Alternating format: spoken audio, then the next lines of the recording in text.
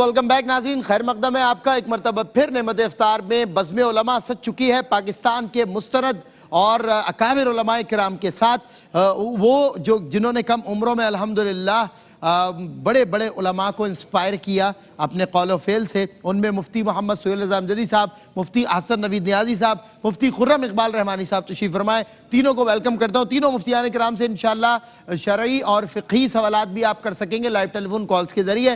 لیکن ہم کسی نہ کسی موضوع پہ روزانہ بات کر رہے ہیں اور ہم تجارت کو پیش نظر رکھا، کاروبار کو پیش نظر رکھا. تو آج بھی کاروبار کا عنصر تو کہیں نہ کہیں شامل ہوگا، لیکن میں آج قمار پہ بات کرنا چاہتا ہوں، یعنی جوا. اس کی شرعی تعریف کیا ہے اور جوئے کی مذمت جو ہے وہ قرآن میں اور حدیث میں کس طرح آئی ہے، کس طرح اللہ اور اس کے رسول نے ناراضگی کا اظہار کیا ہے جوئے سے متعلق. اور اس کے علاوہ ہمارے معاشرے میں عمومی طور پہ بہت سے کاروبار ہیں جو کہیں نہ کہیں جوئے کا شکار ہے. تو اس کی بھی میں چاہتا ہوں علماء کرام آج تعریف کریں، ہمیں سمجھائیں کہ کس پیرائے میں کاروبار کیا جائے گا تو جوا نہیں ہوگا اور کس پیرائے میں کاروبار کیا جائے گا تو وہ بھی جوا ہوگا جسے اللہ اور اس کے رسول نے حرام ناپسندیدہ قرار دیا. میں مفتی محمد سہیل رضا امجدی صاحب سے آغاز کروں گا. مفتی صاحب قبلہ، یہ قمار جو ہے جوا، اس کی شرعی تعریف کیا ہے؟ بسم اللہ الرحمن الرحیم، صلی اللہ علیہ وآلہ وصحبہ وبارک وسلم. قمار جسے عام طور پر ہم اردو میں جوا کہتے ہیں اور عربی میں اس کو قمار بھی کہتے ہیں، میسر بھی کہا جاتا ہے. میسر، ٹھیک. جی. اچھا، اس کی تعریف اگر دیکھا جائے نا، اس کی تعریف میں یہ لکھا ہوا ہے کہ کل لعب یشترط فیہ ان یأخذ الغالب من المغلوب شیئا سواء کان من الورق او غیرہ. لب لباب یہ ہے، فرمایا کہ ہر وہ چیز کے، ہر وہ کھیل یا ہر وہ جو ہے وہ آپس کے معاملات کہ جس میں شرط لگائی جائے کہ جو جیت گیا تو وہ مغلوب سے لے گا، چاہے وہ کوئی چیز بھی ہو، چاہے وہ چاندی ہو، چاہے وہ رقم ہو، چاہے وہ کوئی گھر ہو، دکان ہو، کوئی بھی چیز ہو، تو یہ شرط لگا دے کہ بھائی میں اگر جیتا تو آپ مجھے یہ دیں گے، اور میں اگر جو ہے نا اگر وہ سامنے سے شرط لگائے کہ میں ہارا، نہیں آپ ہارے تو آپ مجھے یہ دیں گے. تو جانبین سے جس میں شرط لگائی جائے تو اس میں کیا ہوتا ہے جوے میں، چونکہ کیا ہوتا ہے کہ سارا مال یا تو چلا جاتا ہے یا سارا مال آ جاتا ہے. تو اسی لیے اس کو جوا کہتے ہیں. قمار قمر سے ہے، قمر چاند بھی گھٹتا بڑھتا ہے نا، صحیح، تو اسی لیے اس کو بھی قمار کہتے ہیں کہ یہ بھی کبھی بڑھ جاتا ہے، کبھی گھٹ جاتا ہے، کبھی کھیلنے والے کو خوش کر دیتا ہے، کبھی گھٹ جاتا ہے، کبھی کھیلنے والا پھر بالکل زیرو ہو جاتا ہے اور پاگلوں کی طرح بیہیویئر کرتا ہے. ایک دفعہ خوش ہو جاتا ہے نا جیت کر، تو وہ ساری زندگی ہارتا رہتا ہے. ایک دفعہ خدا نخواستہ جیت جاتا ہے، خوش ہو جاتا ہے نا، پوری زندگی اسی خوشی کے پیچھے پاگل ہو جاتا ہے اور پھر سب کچھ ہار جاتا ہے. وہ کہتے ہیں نا کہ ایک آدمی اچھا خاصا پیسے والا تھا، اچانک زیرو ہو گیا، زمین پر آ گیا، کیا ہوا؟ جوئے میں ہار گیا. جی یہ ایسی چیز ہے. اچھا، اگر اس کو ہم قرآن کی روشنی میں دیکھیں تو حضور نبی کریم صلی اللہ تعالیٰ علیہ وسلم پر یہ جو قرآن نازل ہوا نا، اس میں آپ دیکھیں کہ اس کی جو حرمت ہے وہ خمر کے ساتھ ساتھ ہے. یسألونک عن الخمر والمیسر قل فیہما اثم کبیر ومنافع للناس. دیکھیں فرمایا کہ لوگ آپ سے خمر اور جوئے کے بارے میں سوال کرتے ہیں، آپ فرما دیجئے کہ اس میں نفع کم ہے، نقصانات زیادہ ہیں. جی. اچھا، جوئے میں نفع کیا ہے؟ بیٹھے بیٹھے مل جاتا ہے. صحیح بات. اور ایک مرتبہ مل جائے نا کسی کو، وہ پوری زندگی پاگل رہتا ہے. اور آپ اس کو لاکھ کہیں کہ بھئی خدا کے واسطے تجھے تیری بیوی بچوں کا واسطہ نہیں ہار رہا ہے، تو ہارے گا، تو کہے گا نہیں اب جیتوں گا. بھائی جیتا تھا لیکن وہ یاد ہے، وہ یاد ہے جو سال پہلے جیتا تھا، جو اس کو لت لگائی گئی تھی، شیطان نے لت لگائی تھی نا. اب اس کے بعد اسی کے انتظار میں کھیلتا جا رہا ہے، ہارتا جا رہا ہے، کھیلتا جا رہا ہے، ہارتا جا رہا ہے. آپ لاکھ سمجھاؤ، کہے گا نہیں اب اگلی مرتبہ جیتوں گا. پچھلی مرتبہ یہ ہو گیا تھا، اب اگلی مرتبہ بھائی جیتے گا آپ کا. استغفر اللہ. تو یہ معاملات. تو فرمایا کہ نقصانات بہت زیادہ ہیں، نفع بہت کم ہے. اسی طریقے سے جب یہ آخری حکم آیا نا کہ یا ایھا الذین، فرمایا بلکہ یا ایھا الذین انما الخمر یا ایھا الذین آمنوا انما الخمر والمیسر والانصاب والازلام رجس من عمل الشیطان. پھر فرما دیا کہ اے ایمان والو، یہ خمر اور جوا خمر اور جوا فرمایا کہ یہ شیطانی عمل ہے، اس سے بالکل اجتناب کرو۔ میسر یسر سے ہے، چونکہ اس میں مال بغیر کمایا جاتا ہے، بغیر کچھ محنت کیا جاتا ہے، اسی لیے اس کو میسر بھی کہا جاتا ہے۔ اچھا، اب میں آپ کو آخر میں ایک بات عرض کروں گا کہ اس کی تعریفات مختلف انداز میں کی گئی ہیں۔ علامہ ابوبکر جساس حنفی رحمۃ اللہ تعالیٰ علیہ نے، علامہ شامی نے اور علامہ جرجانی نے اس کی تعریفات کی۔ تعریفات میں یہی آتا ہے کہ ہر وہ کھیل کہ جس میں جانبین سے شرط لگائی، ایک شخص یہ کہے کہ میں اگر جیت گیا تو تو مجھے یہ دے گا، آگے سے وہ کہے کہ میں جیتا تو تو مجھے یہ دے گا، تو جو غالب آ گیا اس نے مغلوب سے سارا کچھ لے لیا۔ اس سے جوا کہتے ہیں، قمار کہتے ہیں۔ اچھا، اس میں ایک چیز اور ہوتی ہے کہ جس میں ایک جانب سے شرط ہو۔ جی، حضور نبی کریم علیہ السلام نے باقاعدہ گھڑ سواری میں، شتر سواری میں، تیر اندازی میں اور پیدل چلنے میں یعنی دوڑ لگانے میں تو فرمایا کہ اس میں ایک جانب سے شرط لگانا جائز ہے۔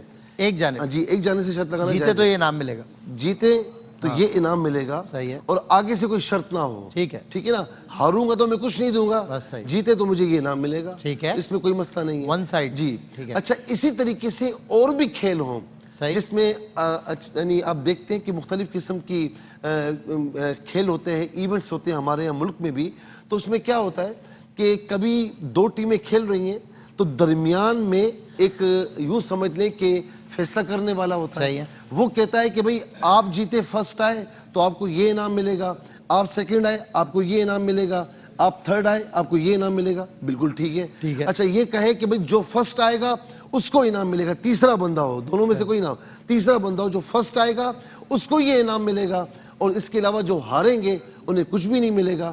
تو یہ کھیل بھی بالکل جائز ہے، اس طرح کہنا بھی۔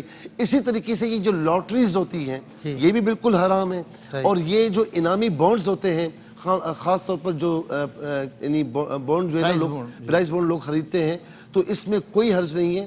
اس میں جو ہے اس کا یعنی جو انعام نکلتا ہے وہ لینا بھی بالکل جائز ہے۔ صرف جو عام طور پر نمبرز آخر میں بڑھتے ہیں نا، پرچیاں بڑھتی ہیں، جی، جو ایکسٹرا پیسوں کے ساتھ، جی ہاں، وہ لینا جائز نہیں۔ بالکل۔ اب صاحب ایک چھوٹا سا سوال جلدی سے مجھے آنسر کر دیجیے گا، آپ نے جو کہا یہ ون سائڈ آپریشن ہوتا ہے، آج کل جیسے وہ بنی ہوئی ہیں اسپورٹس کمپلیکس بنے ہوئے ہیں، آرگنائزیشنز بنی ہوئی ہیں، 10 ٹیمز آتی ہیں، اپنی اپنی انٹری فی دیتی ہیں، سروس چارج دیتے ہیں، اور پھر کسی ایک ٹیم کو انعام دیا جاتا ہے جو جیت جاتی ہے۔ ہاں، یہ اس میں باقاعدہ علماء نے لکھا ہے اچھا، کہ دو مقابل ہوں، فریقین ہوں، اور ایک علیحدہ سے تیسرا بندہ ہو، صحیح، ٹھیک ہے نا، چاہے کمیٹی کی صورت میں ہو چاہے انفرادی صورت میں ہو۔ اب جس طرح بتا رہے ہیں کہ مختلف کمپلیکس بنے ہوئے ہوتے ہیں، انٹری فیس دیتی ہے ہر ٹیم، وہ انٹری فیس ان کی سروس چارجز ہوتے ہیں، بالکل ٹھیک ہے، آپ وہاں پر لائٹ استعمال کرتے ہیں، چیزیں استعمال کرتے ہیں، اب جو فرسٹ آتا ہے اسے انعام دیا جائے، کوئی بالکل ٹھیک، بالکل ٹھیک، بالکل ٹھیک۔ مفتی حسن نوید نیازی صاحب، میں آپ سے، چونکہ رمضان میں ایکٹیویٹیز چل رہی ہیں تو ایک اور کویسچن تھا، اس لیے میں نے مفتی حسن نوید نیازی صاحب ہمارے ساتھ تشریف فرما ہے۔ میں اس کے حوالے سے پوچھنا چاہتا ہوں کہ جوئے کے حوالے سے جو مذمت آئی ہے قرآن میں اور حدیث میں، شرعی تعریف ابھی مفتی صاحب بیان کر رہے تھے، آپ ارشاد فرمائیں اللہ اور اس کا رسول کیا کہتا ہے اس کی مذمت میں؟ بسم اللہ الرحمن الرحیم، صلی اللہ علیہ حبیب محمد وعلی آلہ وصحبہ بارک وسلم۔ اللہ تبارک و تعالیٰ قرآن مجید فرقان حمید برہان رشید میں ارشاد فرماتا ہے، یا ایھا الذین آمنوا انما الخمر والمیسر والانصاب والازلام رجس من عمل الشیطان فاجتنبوہ لعلکم تفلحون۔ اے ایمان والو، شراب، خمر اور یہ میسر یعنی جوا، انصاب، بت، ازلام یعنی پانسے، یہ سب رجس ہیں، یعنی یہ ناپاکی کے کام ہیں، گندگی کے کام ہیں، من عمل شیطان، شیطانی کام ہیں، فجتنبوہ، ان سے بچو، لعلکم تفلحون، تاکہ تم فلاح پا جاؤ۔ اب ایک بات تو اس کے اندر یہ دیکھیے کہ اللہ تبارک و تعالیٰ نے جو یہ میسر کا ذکر کیا ہے، جوئے کا، گیمبلنگ جیسے انگلش میں کہتے ہیں، اس گیمبلنگ کا ذکر اللہ تبارک و تعالیٰ نے ایک تو شراب کے ساتھ کیا ہے، دوسرا ذکر اس کا بتوں کے ساتھ کیا ہے اور پانسے کے تیروں کے ساتھ کیا ہے، یعنی اتنے بڑے جو جرائم ہیں، کرائم ہیں، ان کے ساتھ ملا کر اس کا ذکر کیا، اور یہ خود جوا جو ہے یہ خود کبیرہ گناہ ہے، جو کبائر گنوائے گئے ہیں ان کے اندر جوا بھی شامل ہے، اور اس کا ذکر بھی انہی کبائر کے ساتھ کیا، اور اس شراب کے ساتھ اس کا ذکر کیا گیا ہے جس کو ام الخبائث کہا گیا ہے، جی، وہ شراب جو ام الخبائث ہے اس کے ساتھ جوڑ کر اس کا ذکر کرنا خود ہی یہ بتا رہا ہے، مشعر ہے اس بات کا کہ یہ کتنا قبیح فعل ہے، یہ کتنا بڑا جرم ہے کہ اس کا تذکرہ اس جرم کے ساتھ کیا جا رہا ہے۔ ایک تو اس کا اس کے ساتھ تذکرہ ہونا، اس کے اندر ہی یہ بات، یہ اشارہ موجود ہے کہ یہ بہت بڑا جرم ہے۔ دوسرا پھر اس کو الگ سے اسپیسیفائی کر کے یہ کہا بھی جا رہا ہے رجسن، کہ یہ رجس ہیں، یہ گندگی کے کام ہیں، یہ ناپاک کام ہے۔ اللہ تعالیٰ یہ فرما رہا ہے کہ یہ ناپاک ہے، گندگی کا ہے۔ پھر آگے اللہ تعالیٰ یہ بھی جتا رہا ہے من عمل شیطان، کہ یہ شیطانی کام ہے۔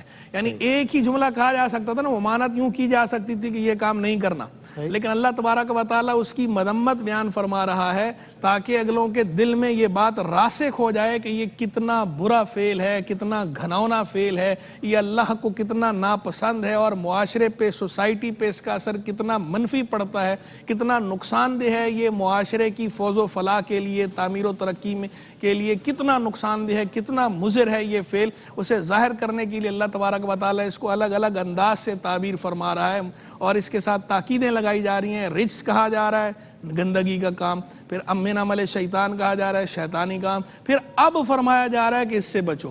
پہلے یہ نہیں فرمایا کہ اس سے بچو، پہلے اس کی جو شناعتیں اور قباحتیں ہیں وہ گنوائیں، وہ ذکر کی، وہ ذکر کرنے کے بعد اب یہ حکم دیا فجتنبوہ، تو اس سے بچو، اس سے بچو۔ پھر آگے پھر اس کی حکمت بھی بیان فرمائی لعلکم تفلحون، تاکہ تم فلاح پالو، تاکہ تم کامیاب ہو جاؤ۔ یعنی اگر کوئی جوا نہیں چھوڑتا، جوئے میں ملوث ہوتا ہے تو وہ کامیاب نہیں ہے، وہ برباد ہے، بالکل۔ وہ آخرت دونوں جگہ کی کامیابی سے جو ہے وہ خالی ہے، آخرت کی کامیابی بھی نہیں ہے اور دنیا کی کامیابی بھی نہیں ہے اگر توبہ کر کے چھوڑ نہیں دیتا تو۔ ہاں توبہ کر دے، توبہ کا دروازہ کھلا ہے، توبہ کر کے چھوڑ دے، اللہ کی رحمت بڑی ہے، پھر تو ٹھیک ہے، فلاح کی طرف آ جائے گا۔ لیکن اگر نہیں چھوڑتا، اسی لت میں پڑا رہتا ہے، اس بری لت کا شکار ہے، تو آخرت کا خسارہ تو ہے ہی ہے، دنیا کا بھی خسارہ ہے۔ اللہ تبارک و تعالیٰ نے خود یہاں فرمایا نا یسألونک عن الخمر والمیسر، محبوب تم سے پوچھتے ہیں یہ شراب اور جوئے کے بارے میں، قل فیہما اثم کبیر ومنافع للناس، پیارے فرما دو ان دونوں میں بڑا گناہ ہے۔ خالی اسم بھی کافی تھا، لیکن اسم کبیر، اس میں بڑا گناہ ہے، لوگوں کے کچھ دنیاوی فائدے تو ہیں، وَإِثْمُهُمَا أَكْبَرُ مِن نَفْعِهِمَا، لیکن جو ان کا گناہ ہے وہ ان کے اس ظاہری دنیاوی نفع سے کہیں بڑھ کر ہے، یہ بڑا گناہ ہے۔ تو اللہ تبارک و تعالیٰ نے یوں اس کی مذمت فرمائی۔ حدیث کی طرف آئیے، حضور جان عالم صلی اللہ علیہ وسلم نے ارشاد فرمایا جو چوسر کھیلتا ہے، نرد شیر جو چوسر کھیلتا ہے تو وہ ایسے ہے جیسے اس نے خنزیر کے گوشت اور خون میں اپنا ہاتھ ڈبو دیا۔ یعنی کیسی اس کی شناعت اور قباحت ظاہر کی جا رہی ہے، ناگواری کیسی ظاہر کی جا رہی ہے، کیسے خنزیر جو ہے کہ وہ خنزیر کا نام آتا ہے تو تصور گندگی کا آتا ہے، نجاست کا آتا ہے، اور مسلمان اس کو ناپسند کرتے ہیں۔ یہ انداز بھی میں سمجھتا ہوں اللہ اس لیے اختیار فرماتا تاکہ لوگوں میں کراہیت بڑھے۔ بالکل، یہ اللہ کے رسول نے یہ انداز اختیار ہی اس لیے فرمایا تاکہ لوگوں کے دل میں اس سے گھن آئے، وہ اس سے گھن کھائیں، ان کے دل میں راسخ ہو جائے یہ بات کہ خنزیر کیسا ناپاک نجس العین جانور ہے، تو اس نجس العین جانور کے کوئی گوشت اور خون میں اپنا ہاتھ ایسے ایسے ڈبوئے تو ایسا ہی ہے جیسے یہ جوا کھیلنے والا یہ ایسے ہی ہے۔ دوسری جگہ حدیث میں حضور جان عالم علیہ السلام نے ارشاد فرمایا کہ جو یہ چوسر کھیلتا ہے، نرد شیر کھیلتا ہے تو اور اس کے بعد نماز پڑھنے کے ارادے سے کھڑا ہوتا ہے تو وہ ایسے ہے جیسے اس نے پیپ سے اور خنزیر کے خون سے وضو کیا ہے، اس کے بعد نماز کے لیے کھڑا ہوا۔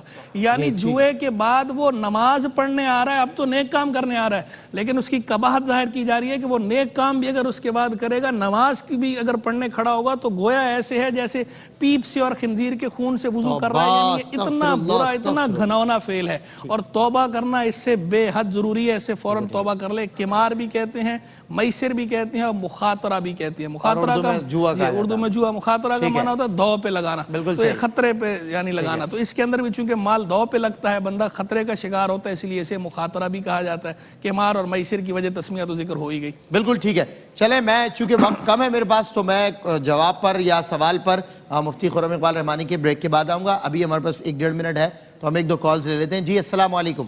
السلام علیکم۔ وعلیکم السلام، جی کیا سوال ہے آپ کا؟ سوال میرا یہ ہے کہ جو پلاٹ لیے ہوتے ہیں ہم نے جی گھر کے استعمال یعنی بچوں کے لیے، ٹھیک ہے، تو ان پہ زکوٰۃ دینا لازمی ہے؟ اور ایک سوال نہیں، جو پلاٹ آپ نے جو پلاٹ لیے ہوتے ہیں بچوں کے لیے، جی بچوں کے لیے، وقف سے نہیں، بیچنے کے لیے نہیں، بچوں کے لیے وقف کر دیا نا، بچوں کے نام پہ کر دیا آپ نے؟ نہیں، ویسے لیے ہوں کہ بچوں کے لیے دینے، یہ بیچنے نہیں ہیں۔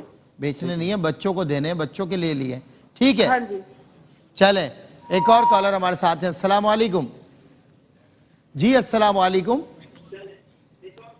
آواز آ رہی ہے؟ جی السلام علیکم. وعلیکم السلام. جی کیا سوال ہے آپ؟ جی اگر نماز کے دوران اپنے دوپٹے کے پلو وغیرہ سے ہوا لینا شروع کر دی تو استاد نماز کا کیا؟ نماز کے دوران دوپٹے یا پلو سے ہوا لینا شروع کر دی اگر گرمی محسوس ہوئی دوران نماز، جی تو کیا حکم ہوگا؟ چلیں جی دوسرا سوال کیا ہے؟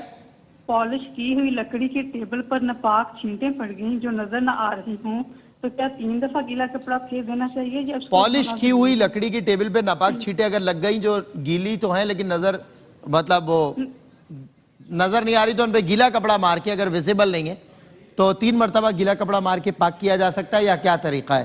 چلیں جی اب بریک میں بھی ہم آپ کی لائیو ٹیلی فون کالز لیں گے، آپ کے سوالات لیں گے، علماء کرام جوابات دیں گے. آپ بریک میں ہمیں کال کر سکتے ہیں اور بریک کے بعد بھی انشاءاللہ آپ کی لائیو ٹیلی فون کالز کا سیگمنٹ ہوگا. انشاءاللہ ملتے ہیں آپ سے مختصر سے وقفے کے بعد. اتنا ہمارا اتنا تمہارا شان رمضان.